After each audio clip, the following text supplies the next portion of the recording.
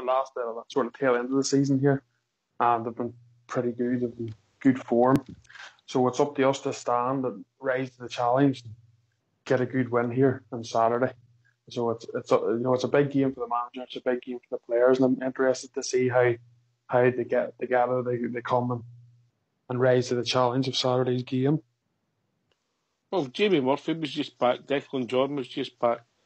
Alves was just back. Cardozo come on, who's not played for a long time.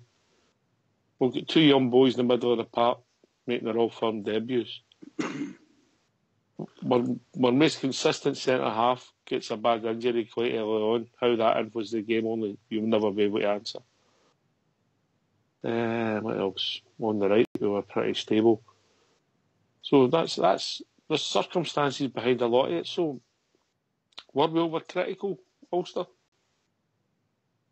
Personally, I think so. I get everybody's disappointment. I don't want to be coming home from Ibrox losing to Celtic as much as anybody else, and I was as annoyed as everybody else is. But I'm just sticking to as I don't want us to hit the destruct button. We'll have to look at where we are and where that team we were playing against has been. They've been building a team for a few years there. They had a big money, they spent a lot more on wages, etc. And we're just after getting rid of a manager not a lot of months back there who failed miserably and brought a lot of players in who obviously weren't good enough, and we're trying to get rid of them. We've only had one window since then, and I think we've improved greatly under that window. We've got a manager there who is a wee bit inexperienced, but I think he's been doing pretty well. Maybe the Hibs game and obviously the game against Celtic we didn't get the wins, but the other games, for me, you've definitely seen improvements, and I think that was probably one of our best games against Celtic, to be honest, to date, since we've come back up again. Yeah. Bounce of the ball, minutes of madness. Sometimes don't reflect the full story, but at the end of the day, Bridgeman, it's what that says in the paper. It's the result it says. It doesn't tell you how you play. Oh, yeah, of course. And we know that better than anyone, because there's times we played pretty poorly against with good teams and played pretty poorly against teams like Celtic and Aberdeen and lost the game. You know, you could be battering 100 shots at a goal, you know, and still not win the game type of thing. And these things do happen in football, and everybody knows that. I just think that, and after Saturday, I don't think there's a lot of folk angry, a lot of Rangers fans angry that we didn't win the game. And that's under no illusion. A lot of them are upset with a number of players because they'll go and criticise certain players, like Windass got a lot of stick, and he'll still get a lot of stick. He'll still be getting a lot of stick for it in 2 months' time, you know, because people won't forget certain things happened during the game. I can only speak for myself right at this moment. I am not quite as wildly critical of the Rangers team and their performance. I thought they had a very good performance, considering the players we had on the team, a very good performance against what is supposed to be the top team and one of the top teams in Europe, so they tell us. But I thought we played very well against them. I thought we were very unlucky. And when you think about it, you go, I'll say it again, you go in front against Celtic twice in the one game and still get beat. Well, we've got weaknesses and we need to sort the weaknesses out. I think that's obvious that we've got weaknesses, mate, in different positions. Now, people might see it different, that Ulster might think we're desperate for a centre-half. I might think we're desperate for a defensive mid, obviously the injuries, etc. But maybe what we've seen on Saturday, Sunday, we've got, what did we have? McCrory's out, Dorrans is out, Jack's out, Rossiter's out. Sort of first team squad players, maybe starters as well.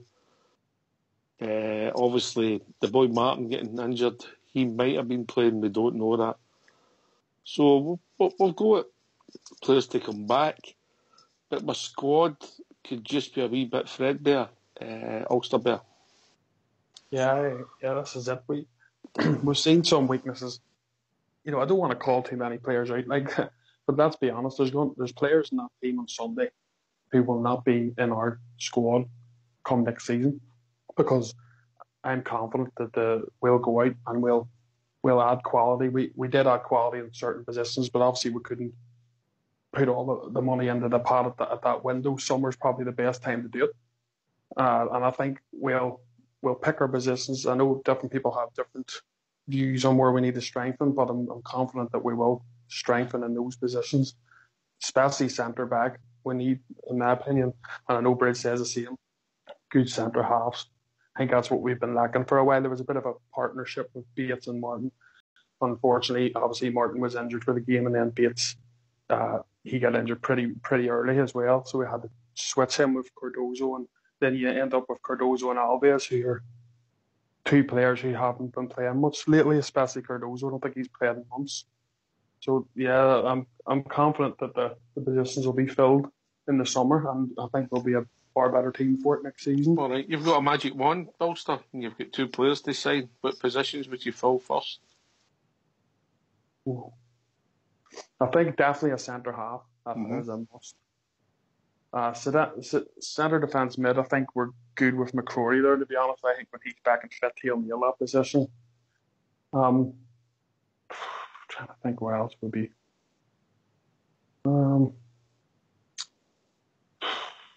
Centre back, and I think another, in my opinion, another good striker. To be honest. All right, okay, all right. What about yourself, Bridgeman? I think kind of touched on this kind of subject not that long ago. Personally, if it was me, I'd be looking for a master centre half, most assuredly at least one. But one centre half, one huge centre half, big name, and someone that would be the. What you mean, like Mikhailichenko?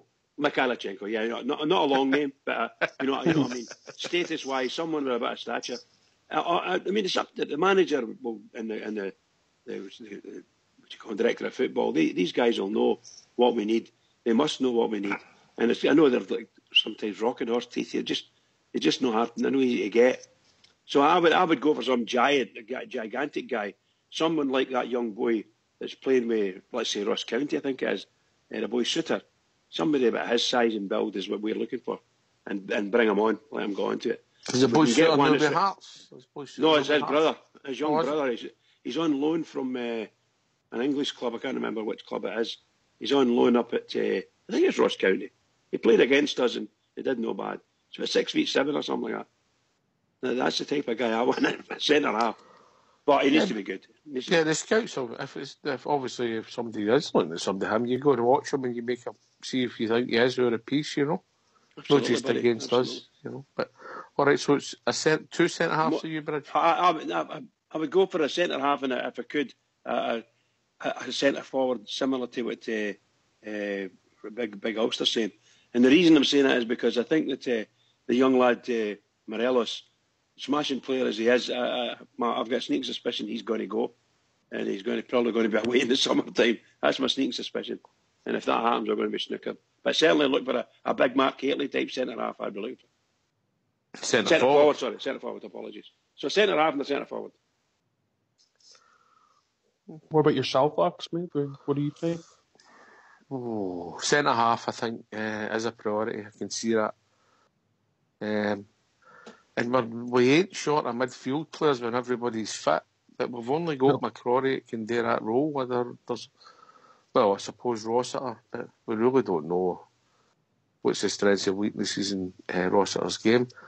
If you were telling me the first two, you know, something, I'm going to put one out there. I might be looking for a centre half and a goalie.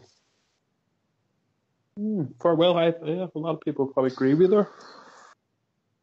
You know, but only if we could get better quality than what we've got. There's no point. We've got to improve. No, we can't just have numbers. Yeah, I agree with that, mate. We're short in numbers, but the quality's got to be better. Anyway, if people want to join us to talk about anything Rangers related, particularly the build up to the Kilmarnock game, what's the number, Bridgeman? The number's 0141 356 1972. That's 1972. Well done, you're getting better. You're getting good at this. What's the number, Ulster? 0141 356 1972. Go on yourself, big man. Go on yourself. I always fist pump when I get that right. See, can I just go back to the question you were asking or the points you were making? Yes. I think we saw, everybody in Ibrox saw on Saturday, we have got, at the moment, a weakness. Certainly with young Bates not being there, we definitely have a weakness in centre-half role. Maybe Russell Martin might be the answer, I don't know. For me, no. I'd be looking for someone bigger. Russell Martin's not going to dominating. Far more dominant than that. I'm looking for somebody that's really good. You've spent 49 years dominating. That's it. Well, it's just the way I feel. And I do agree that we seem to have a lot of midfielders and a lot of quality midfielders too. One of the things that we have to make our mind up and do, are we going to sign the chaps who we've got on loan? So these are, before you can actually make up your mind who you're going to go out and spend money on, are we going to sign all these guys who came there on loan at the moment and then go and buy another couple of players? I hope that's what's going to happen. I don't hope it's not either or. All right, so if you want to join us, I get you, man. We'll carry on with us. If you want to join us, it's 0141 356 1972. You can join us at Skype at RangersRadio.online when you've been brought in the call. And we've been joined with the first caller this evening. Well, it's not a caller, he's been just sitting waiting. It's the Fox. How are we doing, Fox? You've got some views on some of the stuff we're talking about. How's things, mate? Aye, very good, mate. Have we putting out there that the Racing Loyal swept the board today? Oh, Cheltenham was good today, mate. Yes, Cheltenham was very good. Racing Loyal. Yep. So your quid's in then, literally. Oh, mate. It was a big sack to pick up the winnings. Oh, dear. Well done. Right. Proud of you, Fox. Anyway, back to the football. What you want me to discuss with you? I was listening to what you're saying there about maybe needing a goalkeeper. Yeah. Big call. Wasn't he saying we needed a goalkeeper? The question was, if I was to pick two positions that I think we should sign players to improve in, yeah, we've got this now. I think we need a centre-half. Whether Bates is going to be the answer, I hope he is. The boy potentially looks a solid defender, 6'3", built big, competitive. I think he'll get better. I'm in the Bridge camp. I don't know if Russell Martin's really set me on fire that much, so I think we need possibly another one to improve our team, and then we'll go to players over the part. So I'm putting it there. Maybe a goalkeeper. Maybe yourself. I think we'll need to wait till the summer, mate. We can all guess away here whether Murty keeps the job or whether a new manager comes in. That's a big question on its own, Fox. Aye, but the whole thing is, for the amount of decent midfielders we've got, mate, I think we would need to change some sort of formation to fit them in, to give us the strength in the midfield. If you have many midfielders, it'd be a 1-8-1 or something like that. Would you be comfortable with McCrory and Bates at the back? I thought, it's only my opinion, and I'll go to my centre-half expert, but I think McCrory's looked a better player when we've seen him in defensive mid. Bridgeman? 100% agree. I think the words you said a wee couple of minutes ago there, you hope that Bates is a centre-half. I do hope that as well. Hope Bates signs a new contract. He'd be a first name on the team sheet. What I'm looking for is a partner for Bates. I would want somebody even taller and bigger, if you follow what I mean, build-wise. I'm looking for two really good centre-halves, and Bates is one of them. Fair enough. Well, what happens if we change our shape, mate, to accommodate the midfielders that we've got? Well, these are questions. Just for instance, your favourite formation is 3-5-2, where we could fit in the likes of Dons and Jack and etc. Three at the back. We would probably need two centre halves, mate. That's exactly. You took the words out of my mouth. With the players that we've got at our disposal, the only one that I would be confident that could do a job by moving out to the right, just for saying sake, is Bates. Bates would be. He's comfortable at centre half, more than comfortable at centre half, and he's not too worried about going out wide and making tackles. Would they be David Declan, John and Tavernier then? Well, they would need to be part of the five. Right, so what do you do with Candias and Murphy? I don't know. I'm saying these are the questions that got to be answered by the managers.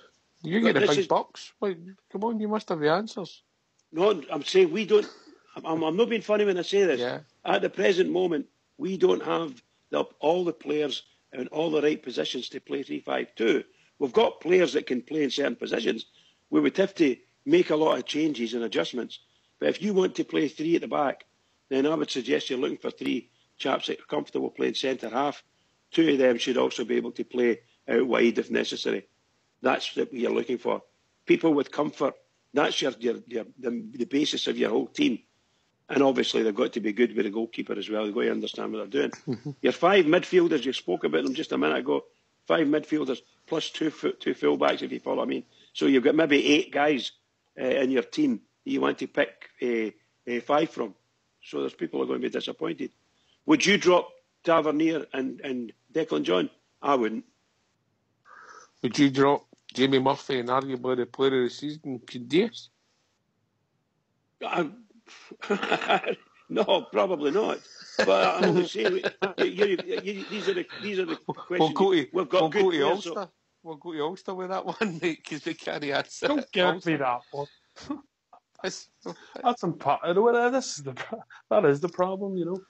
Because you'll get people saying you have to play Declan John, you have to play Tavernier because they're doing so well in that full-back position, and then that's the argument. The argument is, well, what about Murphy and Candeias? Who are you going to drop there? And you'll get people going, oh, I don't want to drop them either. I like them all, you know. That's a really hard one, Max, so it is. Anyway, we've also been joined by young Mount Vernon. Evening, Mount. Cool. Evening, gentlemen. How's it going? Hi, Mount. You like to answer that one, right? I know. I think I hate to say it, but I think Oxford raises a very interesting point about the goalkeeping situation. I think it is a good debate. You know, I think there is a good debate in terms of goalkeeping. I think it's fair to say we've been spoiled by, you know, world-class goalkeepers down the years, but I think if we were going to improve in terms of quality, that would, you know, a top-drawer goalkeeper would maybe save you more points across the season, along with a good centre-half as well. You know, I don't dislike Wes, you know that. No. I've been honest, yeah. You know, but it's a debate. I'm the same. What position would you take if you've got two? What would you go for? I would probably. I would probably, if I could get a better goalkeeper, you know, a top draw goalkeeper, like an Alan McGregor in his pomp, then for me that's something where I would go. I'd probably go for I think I'd maybe go for a very good quality centre half as well. You know, a dominant centre half. McGregor in his pomp. You wouldn't take McGregor at 36-year-old, no? It's a hard debate, mate. I've not really seen him. You know, I think I think we could be. I just think if we could get a better quality goalkeeper, then I think it would. I'll be honest. I think some of the goals in Sunday, I thought McGregor would have got to some of them. Kloss, and Gorham would have got to some of them. You know, made better decisions. And I think that's maybe harsh, but it's just where I see it. Just how I see it. Aye. Well, fair enough. I mean, everybody sees it different, so if people want to join us and hear their thoughts. What's the number? Bridgeman. The number is 0141 356 1972. That's 1972 and good money. Where else could they join us, folks? At RangersRadio.online on Skype, and we'll bring you straight into the call. Yeah, and Ulster wants to take a poll to see how many people's parents were married in March. Aye. That's an impressive one. I'll be asking my dad about this. Probably better know, big man. You probably better know. You probably got us. Can I get back on one thing? Aye, on you go. My favourite formation was the 3-5-2. Yes, and that's why I said we don't have all the players in all the positions to be able to play it. However, I think the players that we've got are more suited. All the players that we've got at the moment are probably more suited to a 4-4-2 or even a 4-3-3 to a certain extent. But that's the team players that we've got at the moment. 3-5-2. You need to have a, shall we say, a whole thought process looking forward 5 years or so or more in the club to be able to do this and develop the players along with you. You really do. You watch some of the teams and they try to play three at the back, and where their weaknesses are, they've got three players at the back, but they really aren't. They're not designed for it. Yeah, to get that right, you can end up with five at the back, and you can lose the midfield quite easily. You've got to have people that are really, how do I put this, motivated. And when I mean motivated, I mean to keep the shape, Bridge, and it can be difficult because it can quite easily, if you've got a defensive midfielder in your five and you've got two fullbacks who don't do the hard yards, you can end up with six at the back and you end up getting murdered. Oh, absolutely. Dead easy. Easy. And also, Alves would be our left-hand centre-half. You imagine Alves at the moment getting pulled out to the wings, mate. It just wouldn't be a pretty sight. Wouldn't be a pretty sight. Yeah. Wouldn't be a pretty sight. I never thought that would come when we first signed him. I thought he would be able to, his experience and all that, he would be fine, but it's just no worked out. Excellent in the air, on the ground. Legs have gone. Fox, you were a culture centre-half.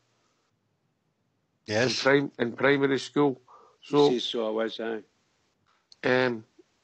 three, we haven't got the personnel at the moment, have we? No, we have not, mate. As we say, we actually do play. Well, against Celtic, it was more a 4-5-1 we played, mate. And I think that's a tactic that suits Rangers, where Murphy and Candeias get forward quickly when we attack. For the wings, you've still got Declan John and Taverner is back up to them as they move forward, mate. I think that's the only formation that would suit us in lining up is 4-5-1 at the moment.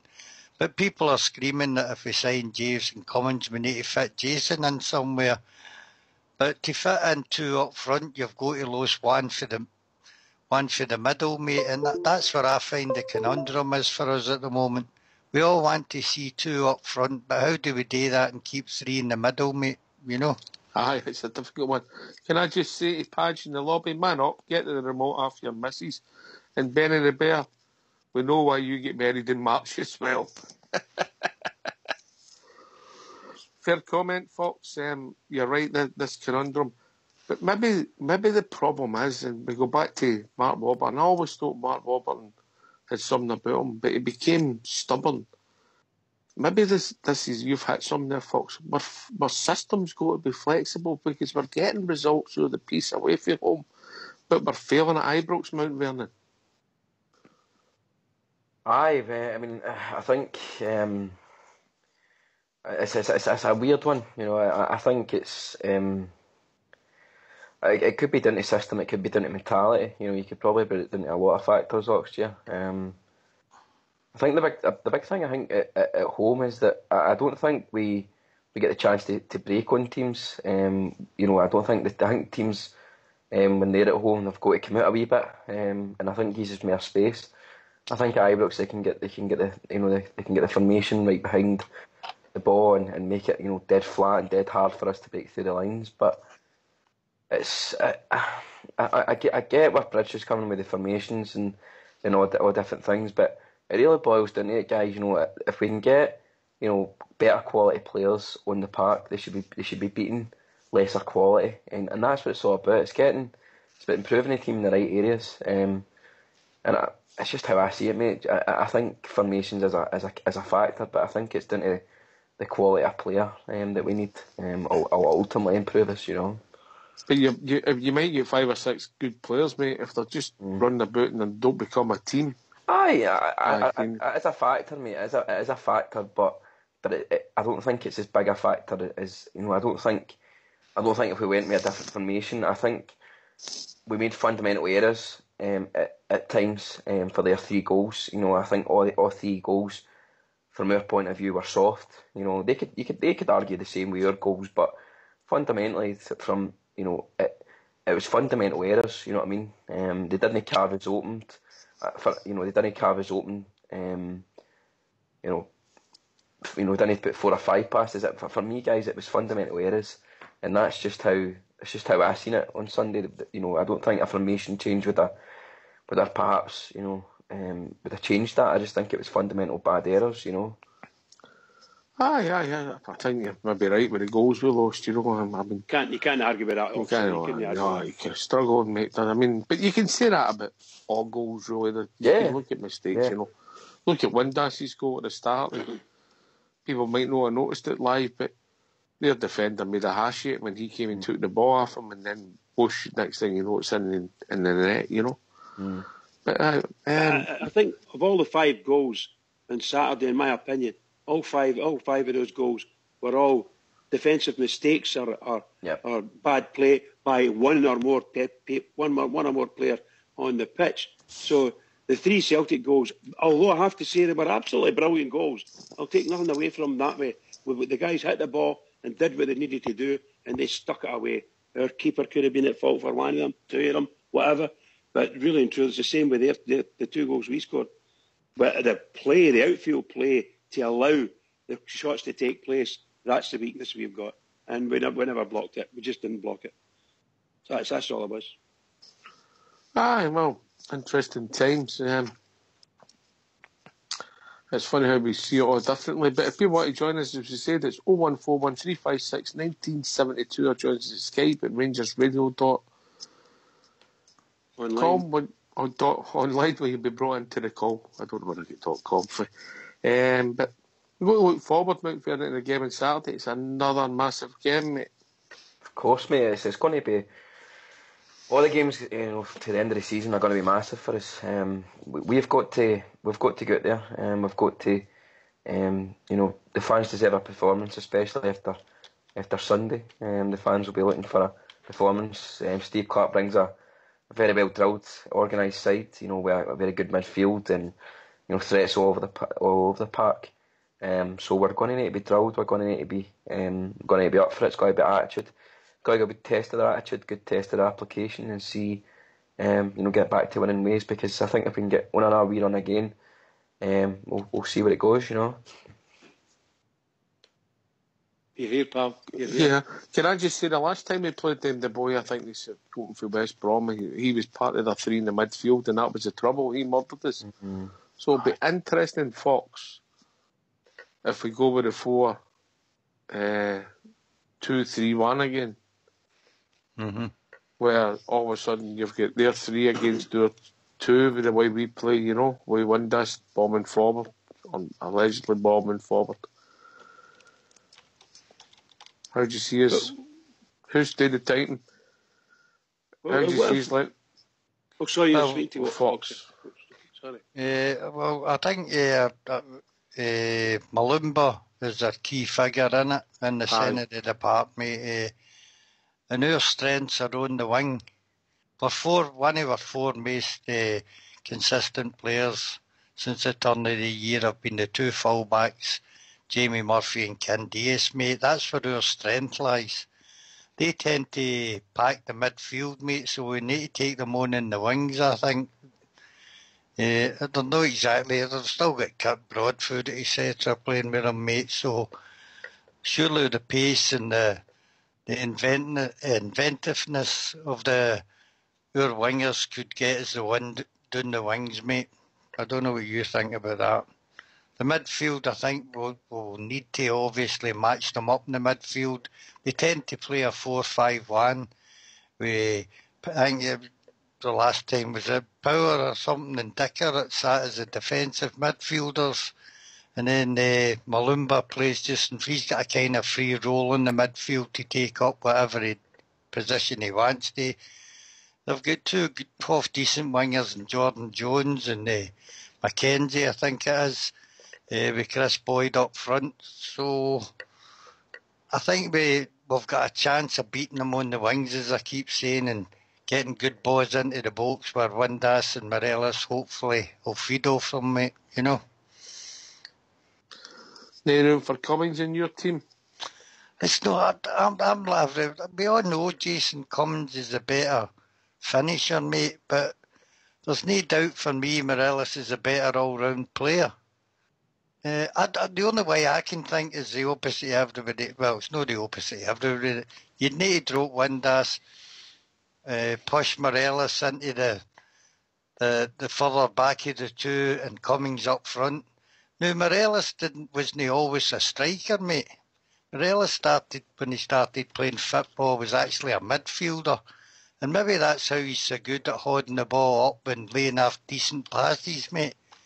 Maybe him falling back a bit and Cummings up front. If we could find a system to get the two to play like that, to try it out to the end of the season, might see Jason Cummings coming in a permanent deal, you know. But we've somehow got to get games into him. But if we play the one up front, it's going to be Morelos for me over Cummings. Can I just say, there's some bugs me each time we talk about this. I don't understand why. I think the luxury is to try and put Windass and Cummings in the same team. I don't see Windass being in the team at the same time as Cummings. I just don't see it. If I'm going to play two up front, my favourite two right at this moment would be Morelos and Cummings. And let's see how they go on, give them a run. But unfortunately, somebody's going to have to drop out. And at the moment, it's not a dropout. He can't even get in. As Cummings can't even get into the team. And Windass is scoring goals. So we can make things up. My personal opinion, if we want to go forward, Morelos is really good. Wins a lot of balls. A lot of second balls drop into the box. And Windass, of course, isn't there. Not that he's supposed to be because he plays a different position. But if you're looking for a sniffer in the box, Cummings might be your man. Oh, he's a finisher, mate. A finisher. I think after Sunday's performance, I think there's got to be questions with Windass's performance. You know, I think I agree with Bridgman. I think when you think about it, we've got a striker there that's scoring goals for fun, and Jason Cummings, he's not really done anything wrong since he's come in. He's scored goals when the chances have fell his way. He's scored goals. We need to get this boy in our team. I think we really, really have to try and figure a way to get this boy in our team. But I think the current format and the current formation, there's just no way of fitting him in, you know. But for me, I just think, perhaps maybe be a miss of me to maybe take a wee bit of pressure off Morelos at the moment. Maybe drop Windass out for a spell. Put Morelos back into the attacking midfielder role where Windass is playing, and put Cummings up front. You know, I think, as Fox says, Morelos has been as a midfielder. Perhaps give him a wee bit of less pressure instead of being the focal point. You know, let Jason Cummings take that sort of role, and maybe get more industry and more, you know, being able to maybe get more pressure on, you know, the top of their midfield and defence. I just think perhaps even against Celtic, if you think about it, if we'd have put Morelos in where Morelos in where Windass was playing just off the striker, I think Morelos would give you more industry in there. I think he'd track back more. I think he's got a bigger engine in terms of just being able to, you know, whistle things up. Playing devil's advocate against you, Mount, here, and I'm not saying that is a fact. I think Morelos is one of these guys that thrives on scoring goals. I get. If you took him for a 90 or 10, and he wasn't the focal point, you could be dealing with a petulant player. Could be. The thing about it would be is I think it's just my opinion. Certainly, I mean that's just how I see it. Is I think the wee man's got a wee bit of confidence issues now. So if we were just to take him slightly at the firing line and play Cummings this as the main man, with Morelos' role like it was with Windass to get up that park as soon as we are breaking and play like the two, then you've seen the devastation that they caused against Falkirk. I think when Morelos' build-up play and maybe arriving into the box, he's still got that physicality as well that defenders hate, and it also as well with that pace playing in between the midfield and the strikers, no sure when to pick up, you know, dropping into the sort of into the hole, there's a good chance they can cause a lot of problems in there. It's just maybe a wee bit of different thinking, you know. It's maybe a way of keeping the formation but looking at, you know, the personnel, because Cummings is going to score goals for his Oxfordshire, no doubt. But you I mean, I think some of the chances Morelos had, if Cummings had them, I think we'd be maybe talking about a different story here, you know. Aye, but I don't know if Cummings would. Goals change games, and if the two of them were on the park at the same time, arguably this season, I think Cummings could end up being scoring more goals. I don't think there'll be that much in it, but I think for the way we've seen Neil Buffalo, he brings more all-round game, and Murray's defence is more bridge. Who would you rather played as a centre half, Buffalo or Jason Cummings? Well, Cummings any day of the week. But I have to say, I think both of them. I only saw snippets, of course. They played Ayr United. They played the full 90 minutes together, and the man got a hat trick. So you know, what you can't say too much about it. And the man Morelos won what nearly every boy he went for. He got it. He fought everybody, and there was Jason Cummings to pick up the other balls. So I think that complements somebody that does a lot of the doggy work. And somebody could put the ball away. It's got the sniffer nose for it, you know. That's just my feeling, you know. I would love to see them getting a crack at it anyway. No harm to Windass.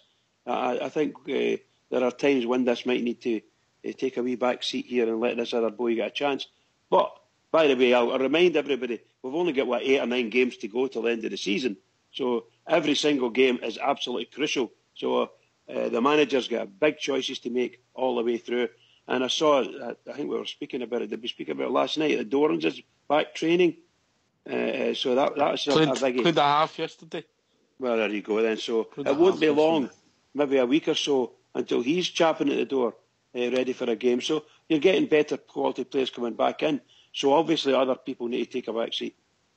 Do you not think it's slightly strange that the manager hasn't picked up on that? We maybe dropping Morelos down a wee one, you know, and maybe putting Cummings straight through the middle, because I think we had seen that. I don't think. Falkirk, you know.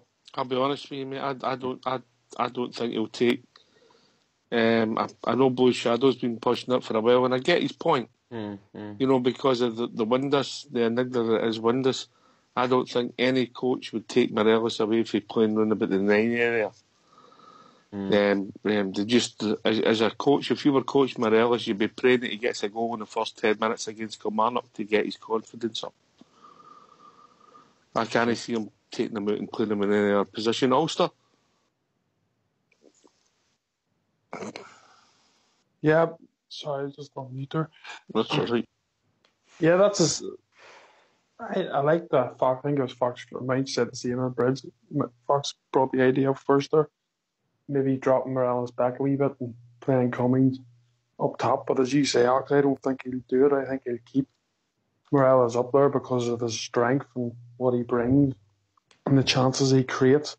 But to be honest, I think it wouldn't be a bad shout, to be honest, to try it even, you know, just to see if we can get them both working in the team. I don't think it'll go an all-out 4-4-2 because in the midfield you're probably then lacking a wee bit, but it would be an idea.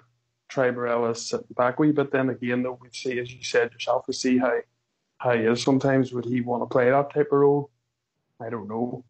But it's something wouldn't be a bad thing to try it out anyway. I just don't think, as Windass does score you goals, but I think when the going gets tough in the midfield, I don't think Windass does enough work to help the middle out, to be honest. What really annoyed me about Windass's performance in Sunday Mount, people will say it was a typical Windass performance, but I thought when he scored the goal, I thought this boy could, if he takes the game by the scruff of the neck, he could make himself a legend, and then 10 minutes later, I don't think he touched the ball. There was an argument he never got the ball, but he didn't appear near it. He didn't influence the game. He wasn't nicking into Brown's heels to give him annoy him.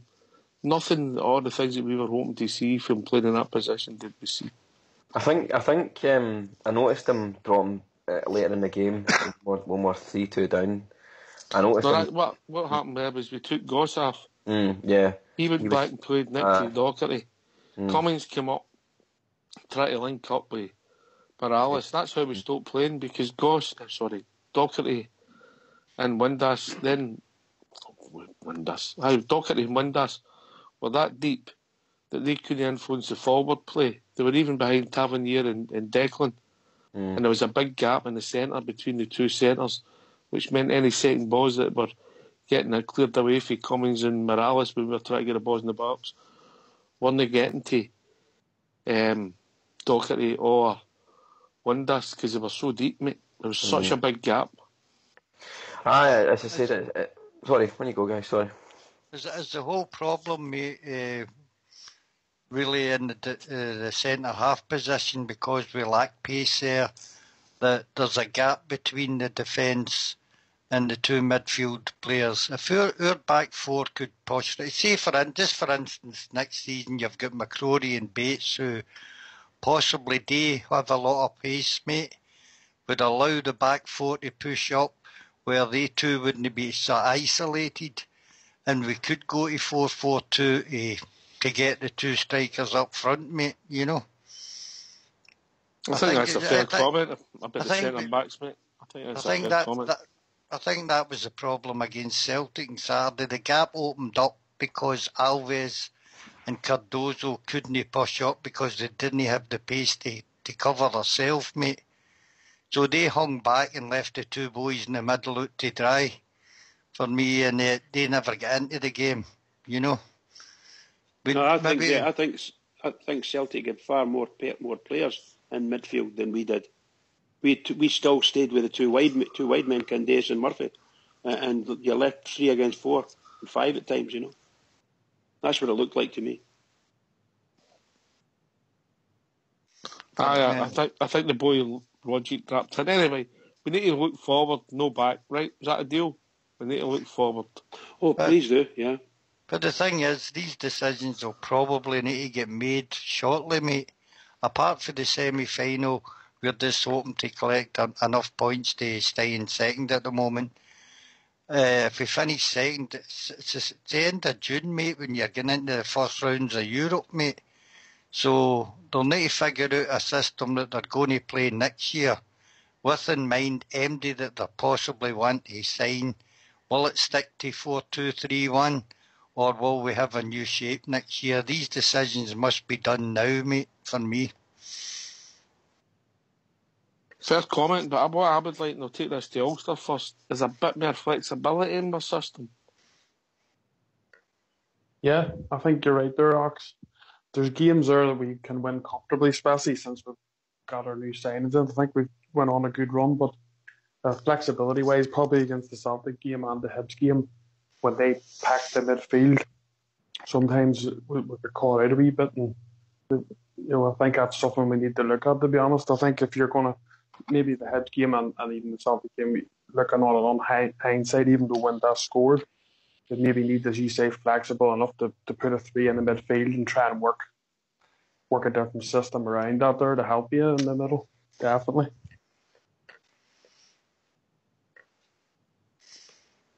I'm just trying to look at the games we've lost and think back to it. I think most of the games we've lost, we've come up against a 3 in midfield.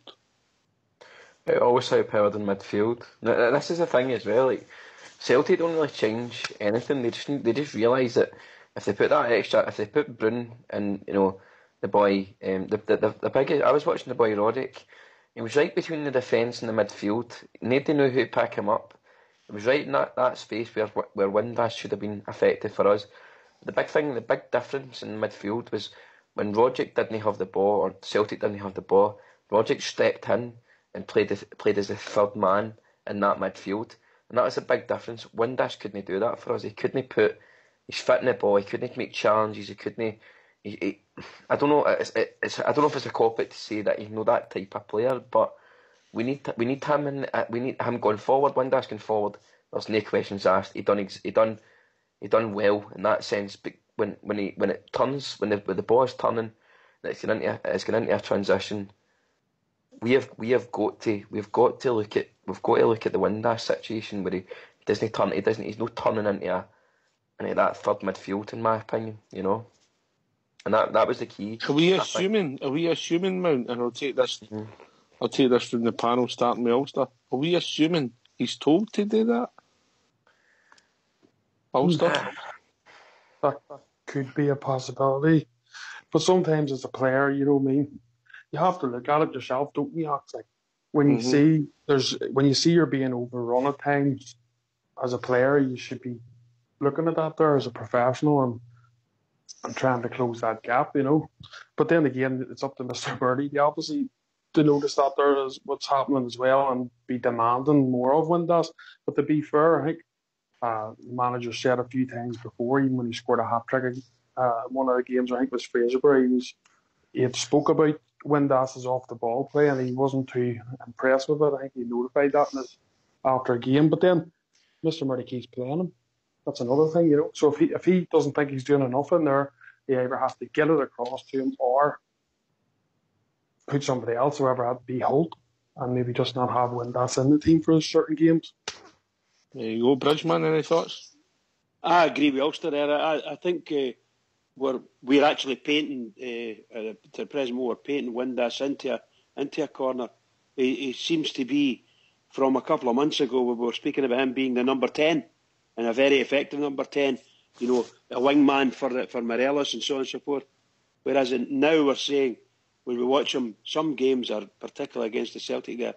He was in it, flits in and out, and then it seems to just disappear for the 10 or 15 minutes altogether out of the game. And then he reappears again and we don't know where he goes. He's not doing the job that you're watching opposition midfielders do because he isn't a midfielder. I don't think so anyway. And I think he may be, just as I said a wee while ago, he may be a luxury at the moment that we can't afford to have from our team. And that's bad saying that because he scored a lot of goals. And I'm fully aware of what's happening. He scored a hat-trick not that long ago. So he's definitely a valuable player at a certain position in certain games. But if you want to play Morales and let Morelos do what he's going to do up front, and you want to play Cummings, then you can't. I don't think you can play Cummings and Windass together. That's my honest opinion. Not in the way we're playing football now. On you. Just want to put something out there quick because I know we have been talking about Windass and his flaws, to be fair. So I just want to put something sort of for him. I know if you know what I mean. It's the SPFL West radar. They do all the different stats. It says here, if Josh Windass scores or assists beats Motherwell, he'll have done it against every team in the league this season. A goal or an assist in that game and at Celtic Park, then that means he'll have done it at every single stadium in the league this season. Yeah, but how often is influence the games at Ibrox? This is it, mate. That's where you're coming back to your point where you need to change things up at Ibrox, where we have been lacking at times. First thing we do is we stop you going, and then we move on for that, yeah? Stop me going and keep Windass the bench, and you're on the winner. Put you on the bench. Oh, I could fill in for Bates. Just need to lose the stomach. Yeah, I could see where you're coming for there, big man. I think Alan 63 nails it in the lobby, guys. I think Windass is a total luxury player. I think against teams like St Johnstone away. Can I just put in a crochet there now, just quickly? That's a great point. I'm away from the lobby, and I'll take it round the panel just before we go to a tune. You made a point there. Would Walter have played Windass? Mount?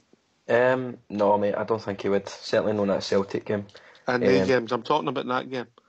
No, he wouldn't have. He'd have went with probably somebody maybe like a Halliday or maybe like a, Ian Ferguson back for Australia, would it? I don't really know a modern day Ian Ferguson, if I'm being really honest. So do we even have a modern day Ian Ferguson? Because according to my old man and some of the older bears on here, he was a worldie, Ian Ferguson. So it's I think that's where the naivety comes in. I think if we had a Walter, we'd have had we had the three guys that could have went in and absolutely battered the living daylights out of Brun. And that's the thing, Brun was running about kicking 9 fouls he had. Where was your Brun? Where was your guy who was going to run about and blotter them? Do you know what I mean? And that's what we needed. See that logic. I hate to say it, and I'm going to say this. See if I was in that midfield and I had the chance, I'd have broke his leg. He'd even get neared with that shot, because that's what you need. You need somebody that's going to and Goss was too nice. Docherty Docherty's getting there, but he's young. We need somebody in there who, a bit like Brown, who's going to just get through somebody. And I think some of the goals, as I'm saying, some of the goals were preventable. And I think if we had somebody like McCrory on the park, I don't think Rodgers' goal happens, in my opinion. Right, how do you go into that when we ask you a simple question about I know, mate. I know. Sorry, mate. Sorry. Right. Doing a bridge, man. Doing a rant. I'm doing a Rudy's rant. Yeah, but he's on medication for it. What's your excuse? Yeah. Right, Brad. Hey, it's easy would the Walter have played Windass in that game? And I'm not having a pop at Windass because God's sake, he goes out for seats. Celtic game there? Aye, would Walter. No, I personally don't think Walter would have liked Windass. He would like to score goals, obviously. But Walter looks for people with heart and a big heart. That's my opinion. And I don't think Windass has got the big heart. Certainly not at the moment anyway. Still a young player, but he might be all the player he's ever going to be as far as Rangers are concerned, because the realisation, surely there's a realisation starting to dawn on a lot of these players. Every single game we go into here is a cup final. We've got to go onto them. They've got to stand up and be men and fight. No matter what happens. Some days you got to do it, and that's all there is to it. Just you got to fight. All right. Would Walter have played Windass, Fox? Might have played him on a 2 up front with Morelos, mate. Mm-hmm. That's it. Walter, for me, was a 4-4-2 man, and Windass with his pace and Morelos with his strength and hold-up play. There's more a chance of they two playing than anybody else up front, maybe. I'd have took Walter, I say, anyway. So then he would have surrendered the midfield to fit Windass up front? If he was going a 4-4-2, mate, I think he would have played Windass before Cummings, believe it or not. Yeah, but what about the midfield? Because that midfield slot was still getting outnumbered then. Walter wouldn't have had that, mate. But it's different players, different times, mate. But as you say, we've not got an Ian Ferguson in our squad that could hold the midfield together, or a Barry Ferguson, mate, you know. We need somebody named Ferguson, is that what you're saying? I'm sure there's a boy Lewis Ferguson that's related to aye, that. Aye. What about yourself, Lastly, Ulster? Do you think Walter would have played Windass in a game? So. I think it's hard to say, in hindsight, but I think he'd probably have played Holiday or Holt, to be honest. Maybe went a wee bit safer, a bit stronger in the midfield. But one thing I can say for sure is if he was fit, whether it's Walter or Mr. Murray, I think McCrory would have, if he was fit, he'd have definitely been in that midfield, and then you mightn't have seen Windass if he was fit, but he wasn't, so. You could also argue. Anyway, we've reached that time of the evening. Have we? All right. Yep. Get yourself sorted. T3's at the radio. Ready to go for a tune then? You'll hear the sash and Derry's walls. Oh.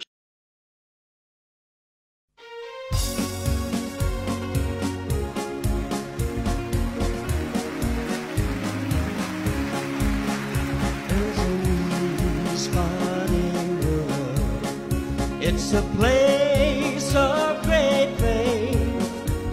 It lies to the northland, and Ulster's its name.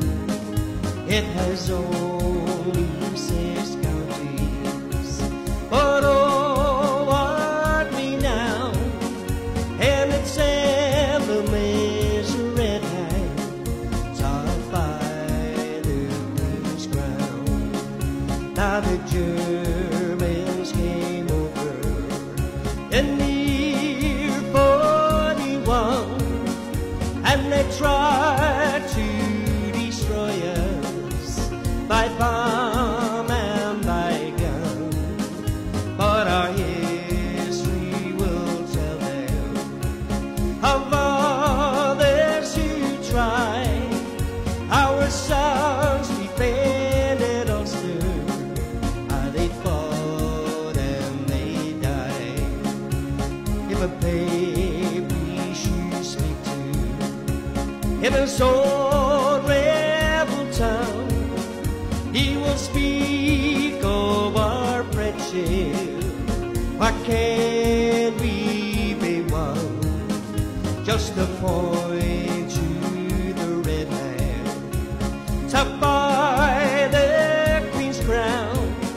Say we're side by side with Scotland, and they won't let us down.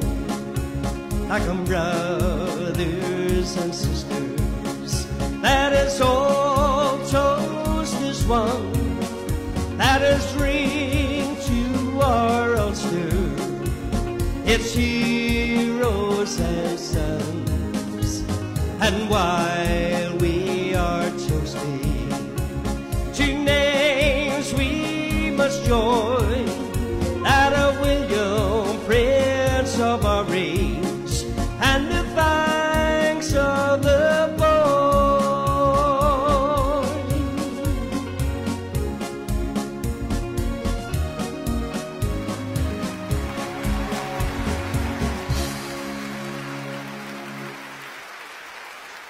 That one will be on Bridges' Christmas CD. I've just sat down. I'm exhausted now. Hello. I heard Version of Pride, but I hear that song. Absolutely. Hands across the water, brother. Hands across the water, mate. Anyway, just into the Winching School. Was Ibrox loyal? What are we doing, Ibrox? Oh, no. Was he getting lessons? Good talk, Chris. His lips must be stored, Bridge.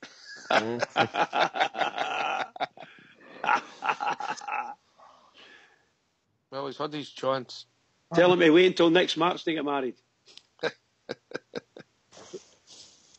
You with us, Ibrox? No. Oh, I was wanting to pick his brains about something. You're lucky. Look at when you want Ibrox. That no mathematics. Well, it's actually about... Just wait till 2 minutes to 11, then you'll have time to get it in before the end of the show. It's about the Rangers Youth Academy.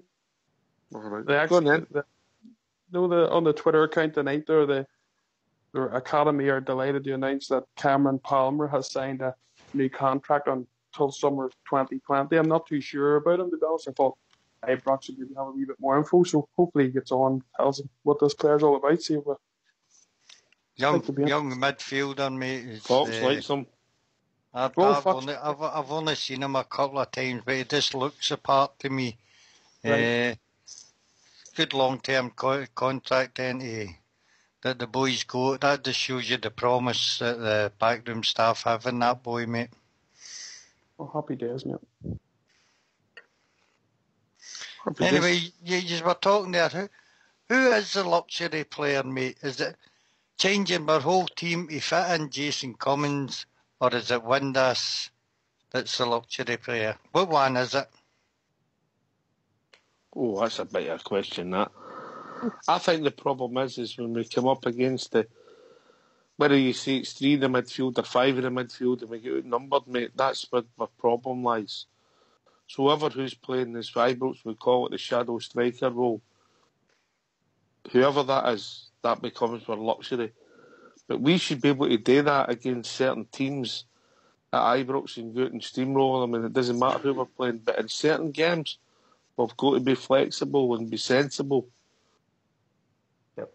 Yeah, so it's the position that's a luxury for me, Fox, if it makes any sense. It's got to come and go, come and go. Just asking the question. I'll take it round the panel because it's the best you've come out with this year. Bridgeman? Sorry, Fox, I'm only kidding. Well, I mentioned it earlier tonight that I think that it depends on what we're looking for in the team. We could end up with, as things stand, Windass could in fact be considered a luxury player. He's scoring a lot of goals, but he can only play, by the look of it, in the one position. And therefore that becomes a luxury.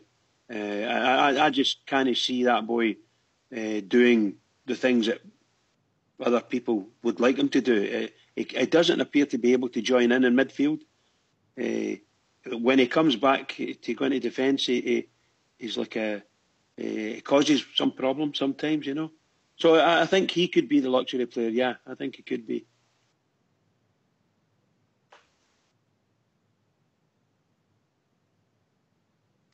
Ulster. Well, that's interesting. It's a good point about the Windass, the luxury player situation. I think when they, especially when teams are playing three midfield, we're going to have to look at a different option. Definitely. I think, the problem with putting Cummings in the team is you've got a catch-22. You've obviously got Morales, who didn't score that, didn't finish that chance. But if you take him out of the team, is that a massive dent to his confidence? And then again, the other side, you've got Cummings sitting there, and he's probably thinking, he's going to the manager, I'd have scored that. In his own mind, his own confidence. And if you don't play him the next game, then he's looking going, he misses that chance, I still can't get in the team. So it's a catch-22. We're going to have to try something. The manager's going to have to try and do something different. I think it's Kilmarnock, because I think they'll play with their three in midfield again, because that's where they were strong last game. Mr. Murray has a big decision to make between Windass and Cummings, and who he's going to play and what way he's going to play his team. Mount Vernon? Undoubtedly, Windass is a luxury player. I think it was just to go back to a point I said earlier. I think about Windass is that I think Windass in certain games where, as you said, Oxford, that the quality really, we've got so much superior quality all over the park that's where games like Windass is going to thrive. But where it's games where we're going to need we're going to need a player who's good in both transitions. So we're going to need a player who ultimately is good at going forward, but on the transition to a defensive role, he's also got to be very, very disciplined. And I think that's the problem with Windass, that we can't really have that disciplines. I think with somebody like Graham Dorrans perhaps, or a player like him, maybe coming back into the fold, where Dorrans can make very good transitions from defence into attack, but also he can also play as the defensive side of the game as well, because he's been playing, and when he was playing earlier in the season, he was playing as the defensive side of things. And I think that's a big key with that position, is that I think ultimately against the smaller teams with the quality is such a big gap that we can really afford Windass to have that. But when we're playing against better quality in the transition play, it's so much quicker and better. We're needing Windass to change into that transition. That's going to be the key for us. Is that I think we need that player, maybe like a Graham Dorrans, or maybe even somebody like a Docherty, right, push forward, who's more a box to box player. We can maybe make him into that key role, because it's in the bigger games it's a slightly different role that he's playing in the smaller games, if you know what I mean. Well, for me and Fox, and I'll come back to you with your own question, is this comes down to Fox to, if you play the four at the back and you play the way we play, we can't do that. If you go to a 4-4-2, we're very light in midfield because we're short of bodies. In some of the games, I think my system has to start being flexible. For say when we were playing Celtic at home or Aberdeen or away or whatever you decide are the games that you're going to have to be, and we should be trying to steamroll our Ross Counties and your Hamiltons of the world with the greatest of respect to them, and then you can have different systems, different personnel. Or if you're set up constantly the same way, you can be coached, and it sometimes doesn't lose you again, but it can be very frustrating. Fox, your own question: who's the luxury? Well, at the moment, I'm people think I'm against Cummings. I'm no. I think he's the best striker natural striker we've got, mate. But he's a luxury if you've got to change all the rest of your system to fit one player in. I can see the problem being solved in the summer, mate. I think Windass will leave. I think Rangers will get a bid for Windass, and Windass will go, and Dorrans may step into that position, mate, myself. I think we could get a few quid for Windass. I don't know if the boy would like to go back to England, but at the moment, I still think he's a better threat than Cummings is at the moment, the way we're set up at the moment.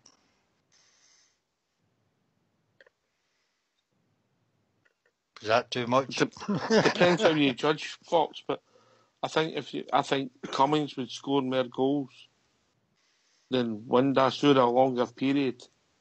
Different type of goals. I don't doubt for a minute, mate, he's a better natural striker.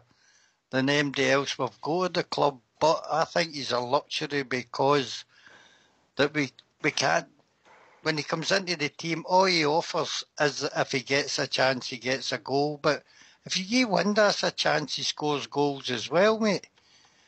But that's the way I think at the moment. To get two up front, you've got to alter with wing players. And that's what scares me, mate. We had a real imbalance in the team for a long time, mate. We sorted that out with Declan, John and Murphy. We've got good balance on both sides of the park. It's just the case that Windass comes late into the scene. Jason would be looking for scraps, mate, in the box. Whether we'd supply enough scraps for him, I don't know. Interesting. Anyway, Bridge, if anybody wants to join in the debate, what's the number? 0141 356 1972. That's 1972 in real money. Or you can join us at Skype at RangersRadio.online, where you'll be brought in to talk about all things Rangers. Josh Windass, new whipping boy, Mount Vernon. I know what you mean, mate. I know what you mean. I think Josh doesn't help himself sometimes with some of his social media content and some of his I think the boy. I think he's a good lad. I really do. I think he's a good egg. We've seen his softer side a wee bit. I know he was sort of helping a young Rangers fan out with different bits and bobs.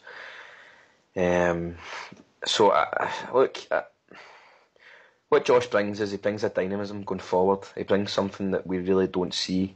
Like his goal, for example, is the best of Josh. Running at pace, directness, physicality, just something you just can't stop that boy.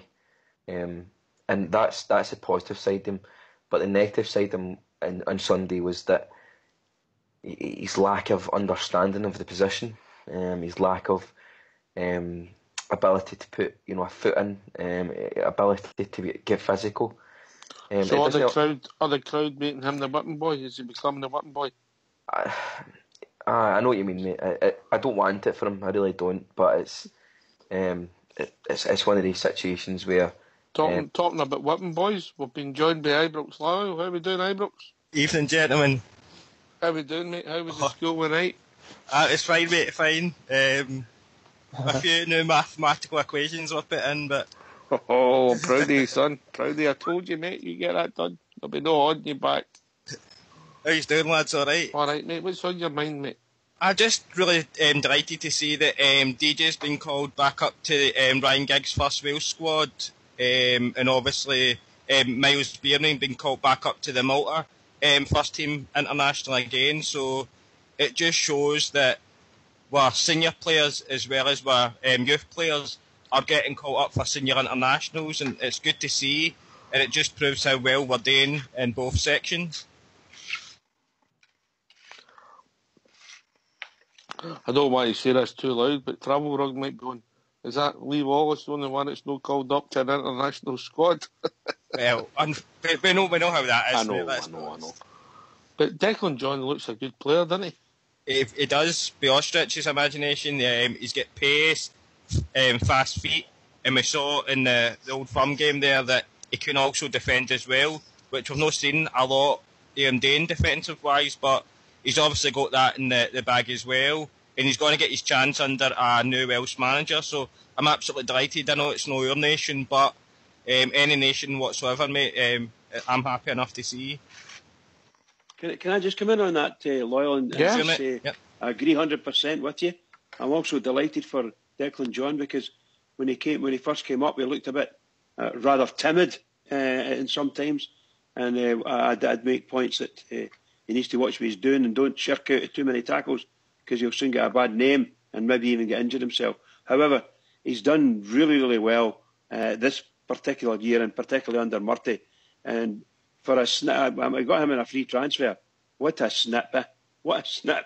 Absolutely dynamite the wee guy is. Superb now. Playing really well. And congratulations to him. So, 100% with you, Loyal. Thank you. Good news, Ulster. Yeah, it's great news. You can't never have enough people playing, representing their country. That proves the quality, that we have. I think we've done a really good job, great bit of business, tying Declan John up on a permanent deal. And that'll be fantastic for him, the experience of, and being in, that'll boost his confidence as well. And hopefully that's, any players that we're looking at, like the summer window, we can point to these players like the Declan John and the Scottish internationalists and the likes of Bierman there, who's Ibrox says going up to Malta, and you can say to them, look, if you do the job for Rangers, there's an opportunity there that your international team will come and give you a go.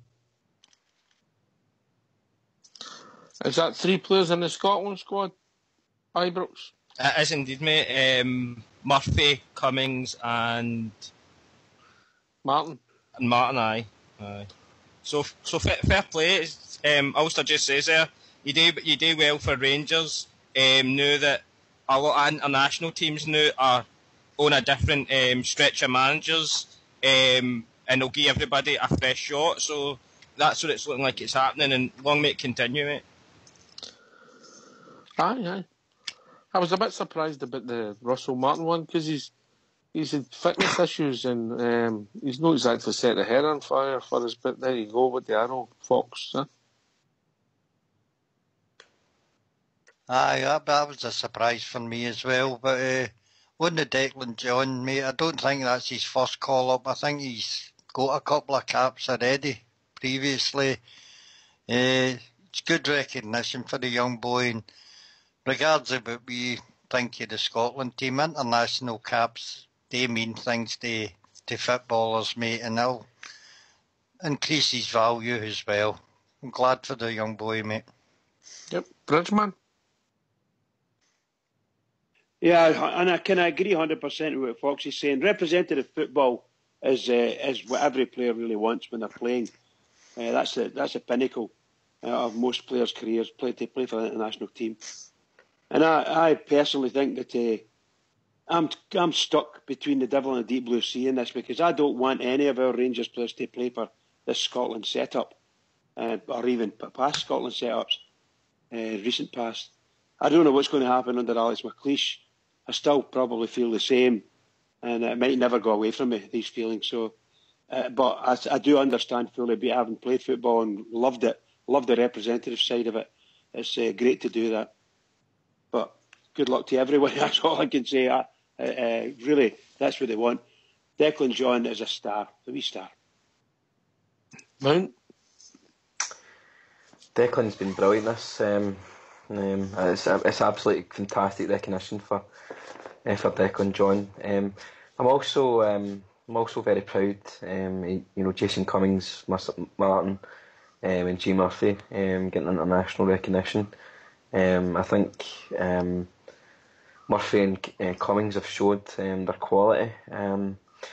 It's a hard debate, mate. The Scotland debate's a hard debate on here. There's guys that follow Scotland, guys that don't. As I said, that it's the pinnacle of a professional player's career to be called up for their country.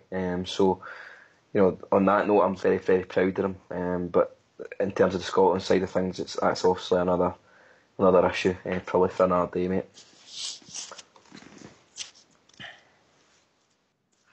I'm sure it'll unravel when that 3 becomes 4 and then 5 and then 6 and the Scotland squad has been proved, Fox, huh? I don't think that'll change a lot of Rangers supporters' minds. No, I don't think it will, mate, but it'll give a conundrum. For the players, obviously they want to play international. Doesn't matter what we say, mate. As Brad says, recognition that you're probably in the top 2 in your position in your country, or the country you represent, I should say. It's good for the players, mate, but after the way the Tartan Army's treated our players there the last couple, especially Lee Wallace, mate, I don't have any time for them at all. What about yourself, Fox, yeah? I find it hard. I've got sympathies with everybody who's got a concern. I mean, I was brought up when we wanted Scotland to win at Tiddlywinks, and you'd watched them say anything and cheer them on, you know. So I fully understand people's thoughts about the national team because of the way the club's been treated with the SFA. And some of the things that's happened in the last week, with somebody moving for the SPL and going to the SFA will just put food to the fire. I think the thing will change, but I think it will take a long number of years, man. Yeah, of course, mate. Long number of years. I think the key thing with the Scotland squad is I think there's a different argument, but the biggest issue I've got is that so-called supporters of Scotland are booing players for the team that they support.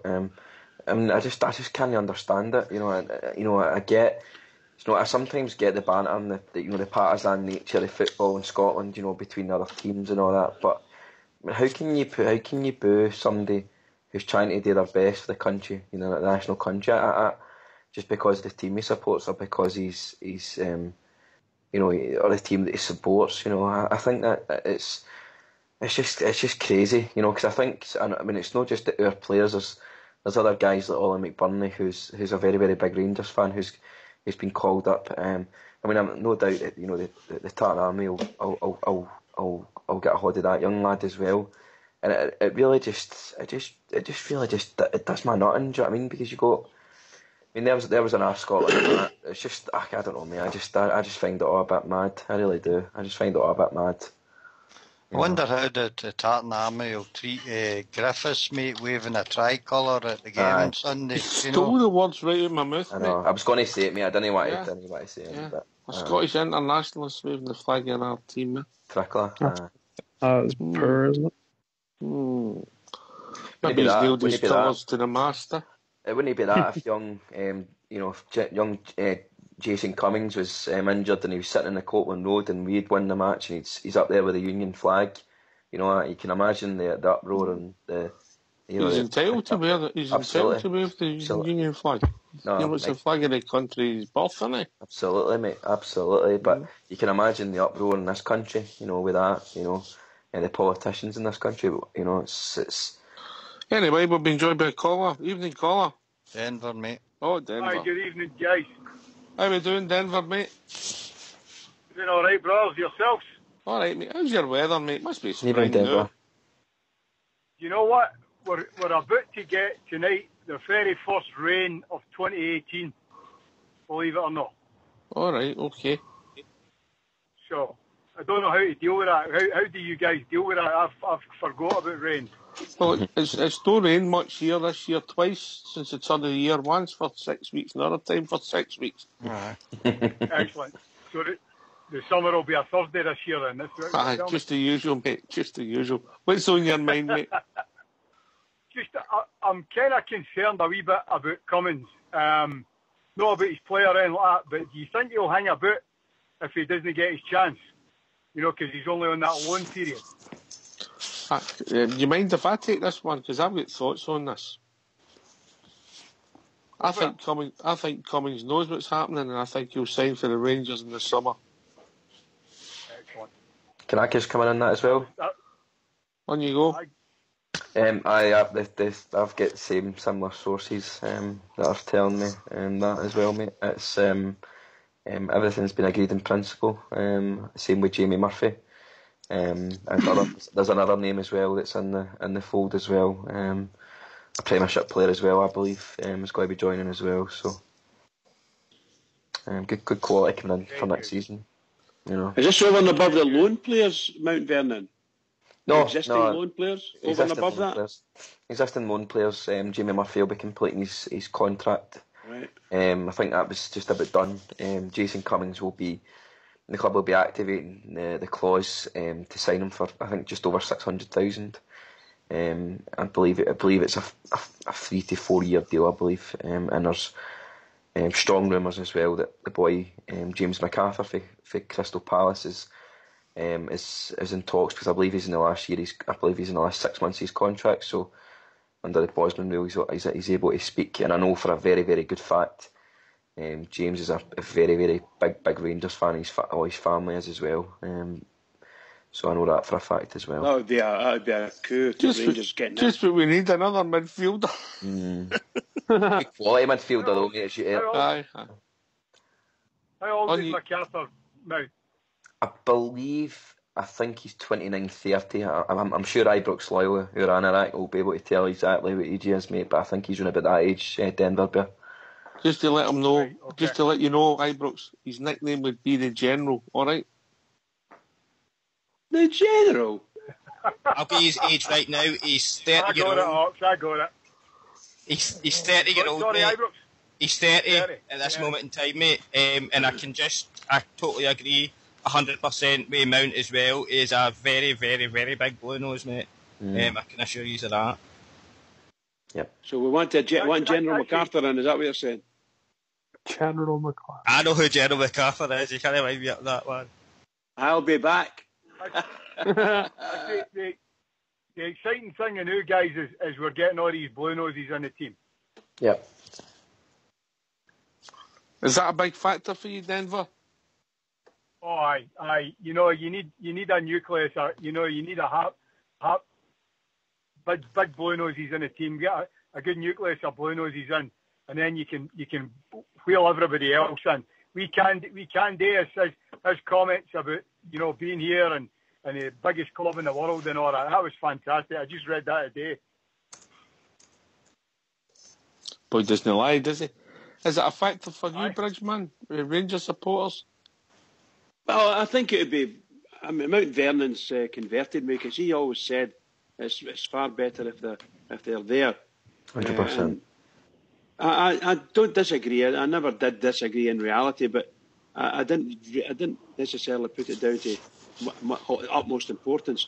But right at this stage and what we've gone through and what our club is continuing to go through, including all our players, yes, absolutely. It's far better if we can get actual Rangers fans who have gone through some of the pain that we've gone through to a certain extent. And if they'll join us, that's brilliant, absolutely brilliant. And they'll have all the respect in the world for the club. I don't want people like the guys that were there before when we were in the third and second divisions. They were just after the money, nothing else, Factor for you, Fox? Always better to be Rangers men than no Rangers men for me, mate. That just makes the signs a wee bit clearer if that's true, mate. We'll be losing a couple of midfielders. We know Goss will probably no come. So we've got some experienced guys there in Jack and Dorrans, and maybe if MacArthur comes in, that's when I see Wind. That's how I see Windass going in the summer, mate. It's all about improving the squad, isn't it, Ulster? So if you keep improving the squad, improving your first team, hopefully we'll move in the right direction. Yeah, that's what we have to do. There's loads there, there's loads of names that we can get rid of, like Harry Forrester. There's many more, no point going through them, but there's loads that we have to cut off for a start. That's if we can find clubs for them. And then obviously you need to bring the quality in, and we know we're lacking in places. I think that's a good point from Fox as well. I've been hearing things myself about Windass, maybe they're going to move. His father was caught a cracker, I think, a few months back. Wrote something a bit like when the Sun sometimes writes things before they think online. I think he apologised for it, but it was something similar about getting the move maybe down south. We'll just have to wait and see, yourself, Ibrox Loyal. I like to have a nucleus of Rangers supporters in the team, along with a mixture of, you obviously get a few of the foreign lads in and maybe a few lads from down south who maybe don't know what it's like to be Rangers supporters, mate. But as soon as they're in, a day they're in the door, mate, they know what it's all about, and they leave as great Rangers supporters and love the club and everything else. Mm-hmm. We've seen that for like Nacho Novo, George Alberts, Giovanni Van Bronckhorst, Michael Moles, Arthur Newman. They all love the club, even though they're no naturalised Rangers supporters, but they get the buzz first day in the door, mate. First they're in the door and they've ready to go. They've got the buzz and they're Rangers fans for life, mate. So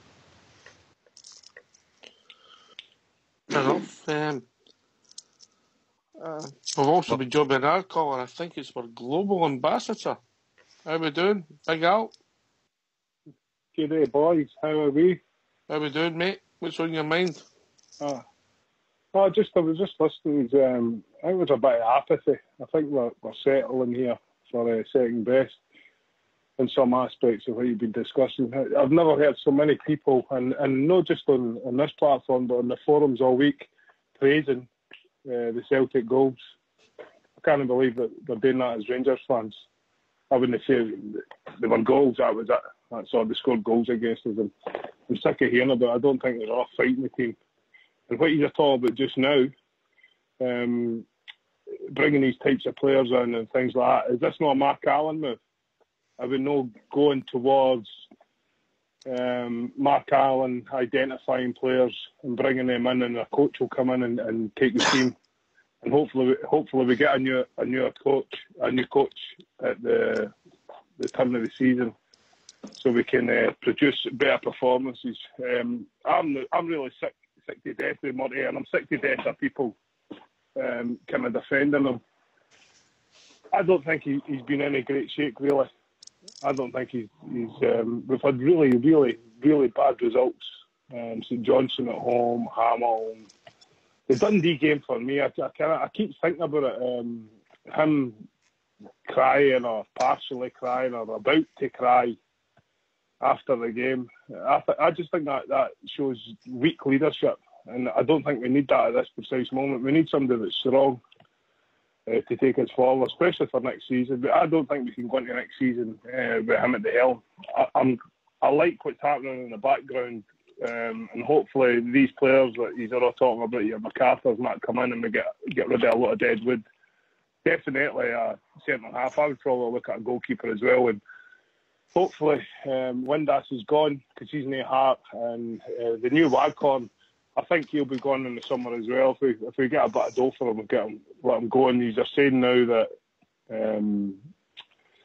the deal's done for Cummins, and I've heard you saying a few people have said as well that he's a better finisher than Morelos. So if he's a better finisher, that then would indicate that he would score more goals. Why is he on the team? And the guy that can't score goals is still playing. I don't understand that, and I think that just comes back to the manager. And I think Mark Allen will notice these things. Do you know what? I would have Morelos, I don't know what you think. I would have Morelos leading the line before Cummins as we sit today. But over a season, Morelos might get you 20, Cummins gets you 30 if they played individually. But Cummins might get you 5 assists and Morelos might get you another 20. So ultimately you end up with 5 more goals. Does that make sense, Al? Yeah. You know, it makes sense. I don't think he's. I don't see what one he's mentioned on here too. You have your best players in the park. I think that's what you've got to do. You've got to have your best players in the park, and then you brought up you could have your best players in the park, but they don't play like a team. Well, I don't see that happening very often. When I watch football, I see the best players in the park. They tend to come out on top. 9 times out of 10. So I would be playing my best players, and I think Cummins to me, Morelos is a good player, but I think Cummins is a better player. So to me, the logic would dictate that I'd put him in before, and I think that's a failure in Murray, to be quite honest, that he doesn't see that. I think there's going to be a lot of talk about Graham Murray in the next few weeks, mate, and obviously we tend to have a reaction when we have a result against a certain teammate. But I think I've been. You've been consistent. You've been consistent. I've been consistent, and look, I may be proved wrong, and you want to be proved wrong, but that's not the point. I want to be proved wrong. I want him to win us trebles and take us into European games, Matt. But I just don't feel it has him. He always mentions it's a background noise that comes from him, like he talked to Neil Lennon. Talk to Neil Lennon, but don't tell us you're talking to Neil Lennon, because I don't want to hear that my manager is talking to Neil Lennon. I don't want to hear my manager's father's a big Celtic fan and tells him where he's gone right and where he's gone wrong. I don't want to hear that crap. If you're the manager, keep your mouth shut. Don't talk to the paper. Just do your thing in the press conference and get a team playing better than they're playing, and stop having shady results that let us down, because It's the same at the weekend, mate. I don't feel confident as going in this game at the weekend. It's a big game, mate. Whereas I should be. But we're saying that every game. We're saying that every game. It is. Sorry for the rant. This is a big game for the manager. You're spot on, mate. Fox just want to come in there, and then we'll go to Bridge with that, because I'm just going to hang up. I don't mean to be ignorant, guys, but I've got a wee bit to do. I just got a wee quiet corner there, but I just needed to get some things off my chest. All right, mate, as long as you feel better for it. Your opinions. Aye, I feel better. You just keep no surrender, Big Al. Take No care, surrender. gentlemen. Speak to you later. Cheers, mate. Aye. No, look, I support these and I'd go over the top with everyone. It's not a problem. But I just feel, I've had enough, man. I've absolutely had enough. Right, take care, gentlemen. All the best, and thanks again for this wonderful, wonderful platform. Cheers, mate. Fox, you will want to come in there, mate, and then we'll go to Bridge, because I'm sure he's got some opinions on it. I'll dismiss it. I was just going to stick up for Graham Murphy, mate. I would like to see him remain at the club, mate. If we are going to bring a manager in, I'd like to see him getting, if he was going to lose his job, to at least keep being assistant manager, mate. Okay, I think everybody agrees he's made some mistakes, but he's learning. He's a good coach. And I don't think giving him the offer to go back to the under-20s is going to be enough for a man that stood up when he needed to and helped our club along, mate. And I think that the press the man's getting is absolutely scandalous. I would like him cast aside to the club dealer, mate. What would happen is whether the new guy would want him as number 2, and then what happens to number 2, I don't know, but I get where you're coming from. Bridgeman. Yeah, I spoke a wee bit about the manager. I think Big Al's, he's got his own points. Everybody's got their own opinions and are quite entitled to them. I wouldn't go as far as what he was saying, but to some, I can understand. To some, it is disappointing if you hear the manager coming out and saying certain things that's a bit controversial. Personally, I don't want our manager to say anything about anyone other than it's the Rangers. Someone asked a question, is out with Rangers? There should be a no comment. I've been consistent on that all the way along. I can't stop them saying it, but the press will always ask them the wee controversial things. A no comment would suffice. They don't need to say in. Even if he comes out and says what he said last week there, you ask me questions about a Celtic player? No. No here. So that's the kind of thing I want to hear from our manager. Be defensive and put your defences up against these press people, because they will drag you in. And that upsets people like Big Al, and he's not alone. There will be many, many thousands of Rangers fans absolutely hate Murty for saying what he's saying and the manner in which he says it. And sometimes that hatred just keeps going. And as soon as a chance comes to say, like, get the manager out, they'll say it. I personally, I'm a bit softer, a lot softer. I'd rather the manager did the proper reactions as a Rangers manager and turn in and says, this is it. No, we'll talk about Rangers and only Rangers. Denver Bear? I'm 100% behind Murty. I said last week, I don't know if you remember, but I firmly believe anybody needs a year in a job to make it theirs and own the job. Big Al's making points about best players and all that. Murty has never once had his best 11 on the field. Not once. There's always been somebody, there's been options that he's not been able to use, like Ryan Jack or Dorans, or the big fella, what's the big fella's name? The big young fella, Ross McCrory. So, I firmly believe, that's why I've been in such a foul mood this week. I've had to stay away from follow, because some of the crap that's on there is unbelievable, I'm a firm believer in the guys in the chair, support them 100%.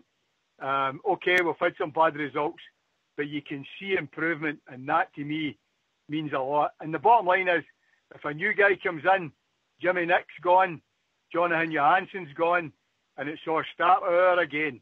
And we can't be doing that every 6 months, boys. That's my end of that rant. So carry on, boys. Fox has got a similar opinion. Ulster? I'm with Fox here. Yeah, I'm agreed. I'm agreed with Fox. I think we said this before the show even started. We're talking about this, and I like the manager, to be honest.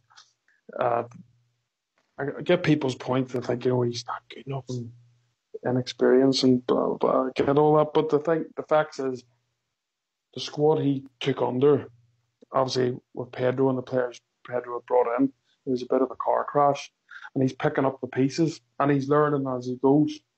And I think, if we weren't seeing progression, and I'd be the first to say, like, it's not working. But I think we have to be honest, and I think we've seen a lot of progression since Murray's took a job and he's got his own window. I know before that was a few bad results, but since then, and we've added the quality. I think we're a better team for it. Yes, the Hibs game was a bad result for us, but if Tavernier doesn't make that error, I think we're going on to win that game. And then obviously the Celtic game, that's then again, they've got a team there who have said before at the start have probably had a team 3 or 4 years in building, and we give them a really good game, and that's another game that we're coming away from disappointed that we didn't win it, because we had the chances to probably win the game. So I think, we're going the right track, and I think if we get another window, I think you'll see a stronger team. I would hate to see us ripping everything apart again and starting again, to be honest. It's just something I don't want to see happen. Do you think it'll have any impact on the players, mate? With all this talk about the manager's no good enough. I mean, players read the forums and they read the press as well, mate. I'm just asking an honest question. Do you think it will have any impact on the players? You would like to say no, but you're living in cuckoo land if they don't think that if somebody's weakened, that human nature tells you that some players take advantage, mate. Yeah, just asking. Mount, back to you with the point that Big Al made. I think it's. I get where he's coming from. Like, I get what he's saying about, like, we need to. We're Glasgow Rangers. Do you know what I mean? It's no really something that we do. It's no somebody. An under-20s manager made up to the manager, and there's other success stories like Pep Guardiola. But I think what Graham Murray's done is he's done a fantastic job. I really do think he's done a great job. The biggest question for me in the Murray situation is about next season. And no disrespect to Murray, I feel a club of our standing and our size, of our financial clout, and I think we could attract a very, very high calibre manager. I firmly believe next season that the budget we've got should be a good portion. It should be allocated to a very, very good manager. And who that manager is, I don't really know. I've got my own opinions on who that should be, but as far as I'm concerned, just now the manager is Graham Murray. He's got my full support, but long term, I think he's the answer. I probably have to agree with Al in that situation. I don't think long term Murray's the answer. However, I do hope, as some of the other boys have said, I do hope that he proves us wrong. Goes on to win the Scottish Cup, have a good finishing to the end of the season, and give the board, and Mr. Allen, a challenge, a challenging thought. But for me, I think the stature, we've only had 14. Am I right in saying 14 managers in our history? You named them, Ibrox? Sorry, mate. You named the 14. I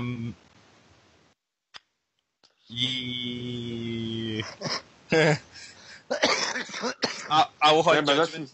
This is a Rangers phone-in show. I'll take that as a no, eh?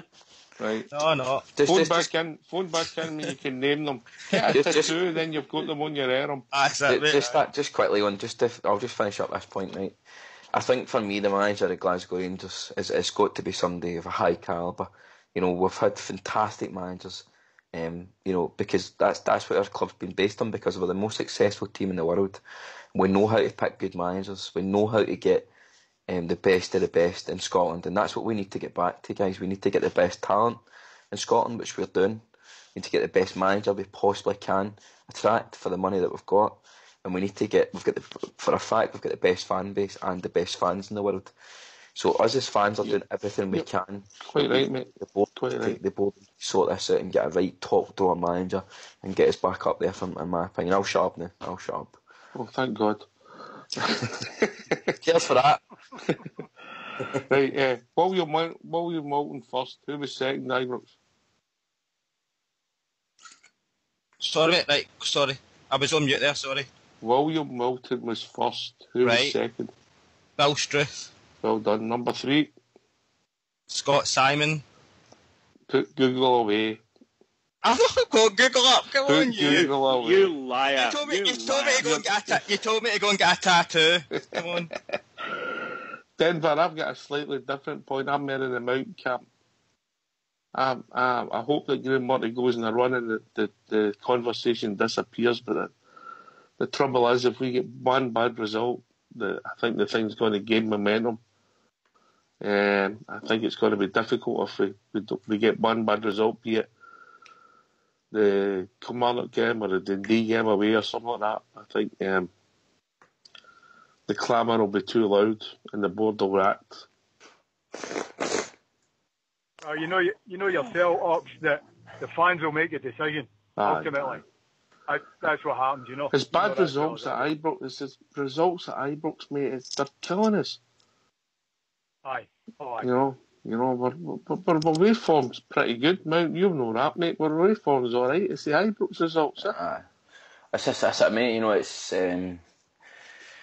I just don't get it, Ibrox.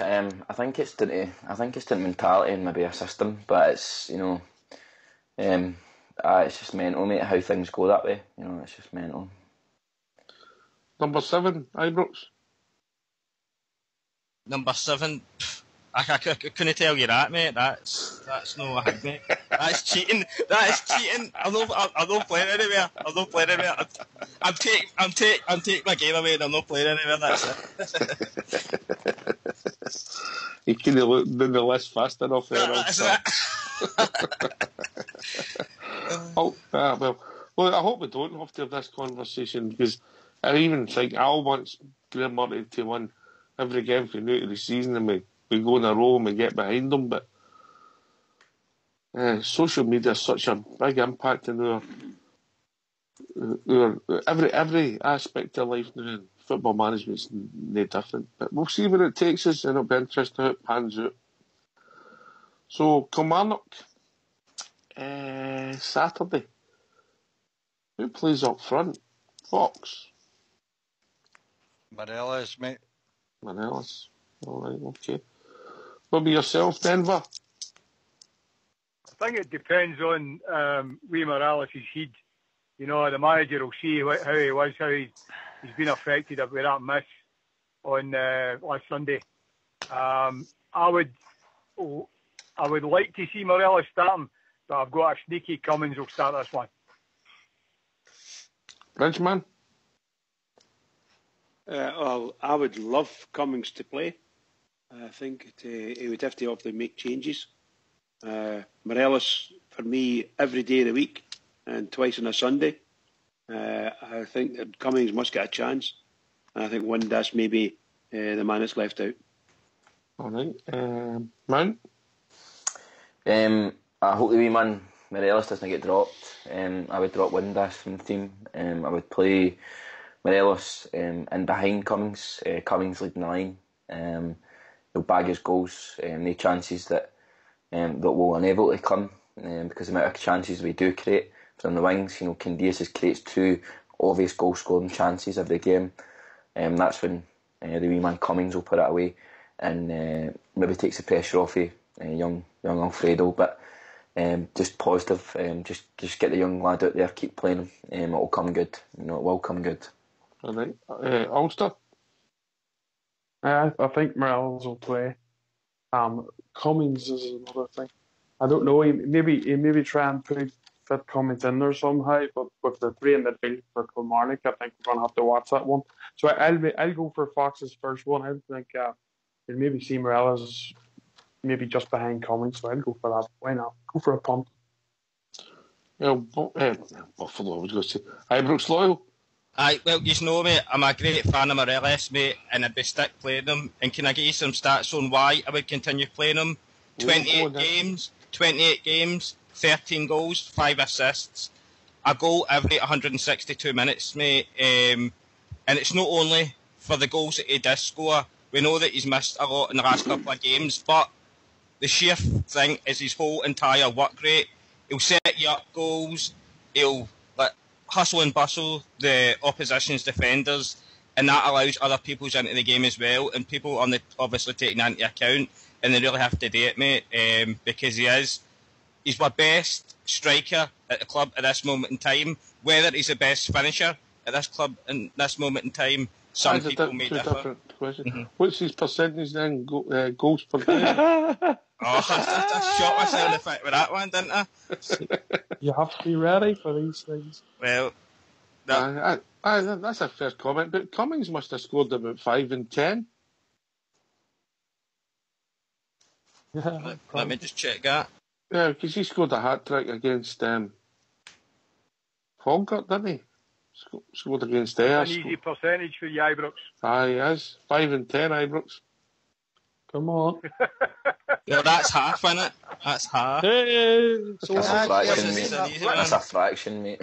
Convert that fraction half. 50%. 50%. On yourself. On you go, Fox. Can I ask a wee cheeky question?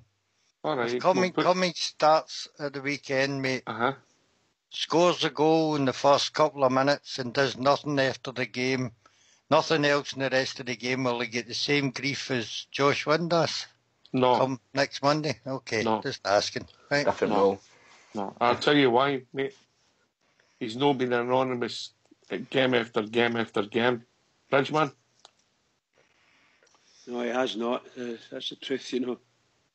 Look, it sounds as if we're going to be a witch hunt against what do you call Windass. It's a sin. I don't want to be too down on any of our players, but you asked me a straight question on who I would play. I definitely would play Cummings and Morelos up front, 100%, and I would not play Windass. I wouldn't. Denver, briefly. As I said, you asked me already, Ox, but do you think that the manager's got a blind spot with Windass? This is the question I keep having every week. That's what people have asked, isn't it? He brings a lot to our team because his pace and his drive, mate. When you're looking we go forward, you know. And I mean, the Ibrox against Aberdeen, he had their centre halves worried all night, and he was absolutely excellent. He scored a brilliant goal on Sunday, and you think, this lad's arrived, and then it just disappeared. You know. Do you think he disappears, or do you think he's easily marked out the game? Do you think that might be the problem? Oh, unless you're in somebody's shoes, you'll never know that question, mate.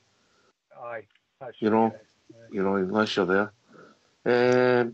Quickly, Ulster and then Mount, then Ibrox answer their points, and then we'll have shout-outs. Ulster. What's it? Is it the Cummings point? Yeah, the point for Fox. Probably not, to be honest. But I think Cummings is playing at the attack role. I think he'll score you goals more often than not. I get the Fox's point there about the, you know, but it's a different position. Windass' position in the midfield, he shouldn't be fading out of games. He should be in the thick of it mostly. And it's different with the attack. It's what chances you're being provided, whether or not you're in the game or not. All right, Mount. Two different positions for me, guys. Jason Cummings' job is to score goals.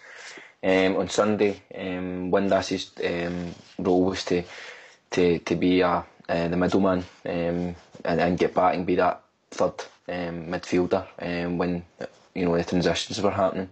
So no, I don't think it would be a fair criticism for Jason Cummings. Ibrox, last word of the night? Yeah, well, I'm just going to stick up for Alfredo here. He gets judged if he doesn't score every game. So if Cummins comes in and doesn't score and doesn't play too well, then I'll do a bit of criticising.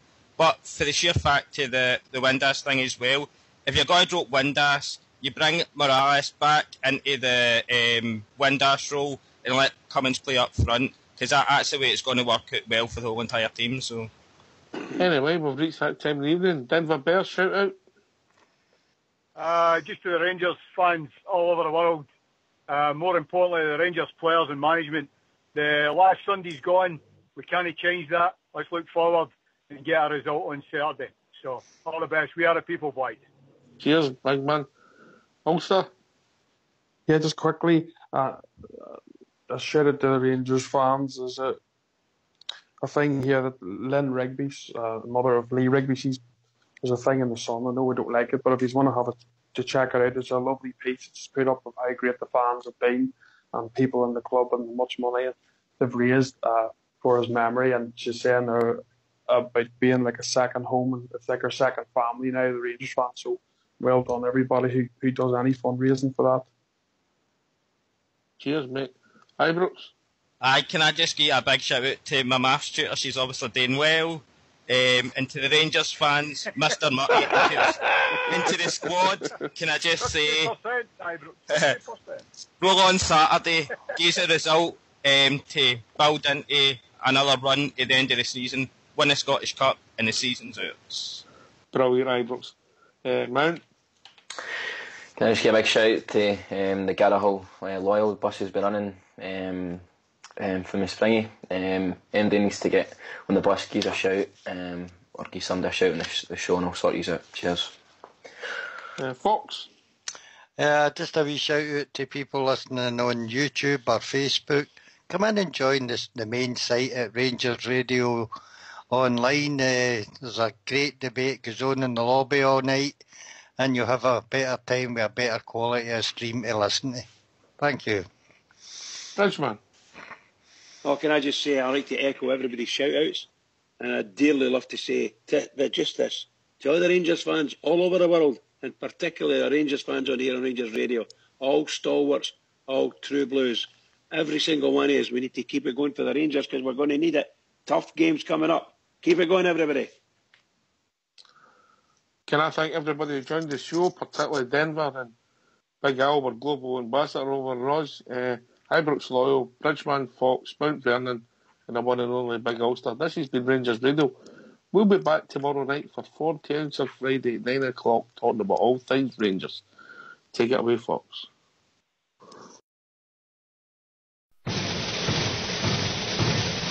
Sure, I was dreaming of old Ibrox, of her slopes and great grandstands, and I dreamed about the Rangers, the best team in the land. When my memory suggested of a vision bright and clear, of the strange things that would happen if we had the Rangers here. Now if the road to Ibrox Park way up the Shankill, and Ryan Loudrup came from Sandy Road, and Alistair Poyce came from East Belfast, and old Belfast became then old Glasgow. If the Rangers met the Celtic up at Windsor, sure no green flags at that game they would appear. Ulster's sons would never roll, and all the boys would stay at home if we only had the Rangers over here.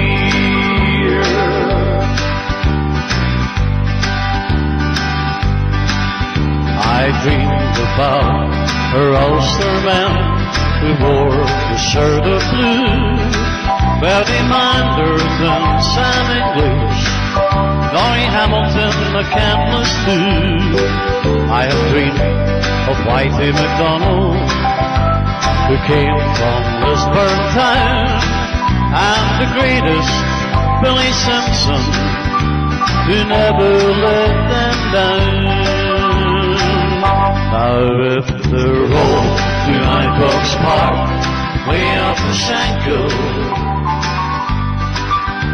and Brian Ledger came from Sandy Road, and Ali McCoyce came from East Belfast, and then old Belfast became old Glasgow. If the Rangers met the Celtic up at Windsor, then no green flags at that game, they would appear. Ulster sons would never roam, all the boys would stay at home.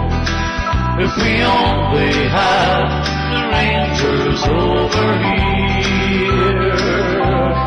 if we only had Glasgow Rangers over here.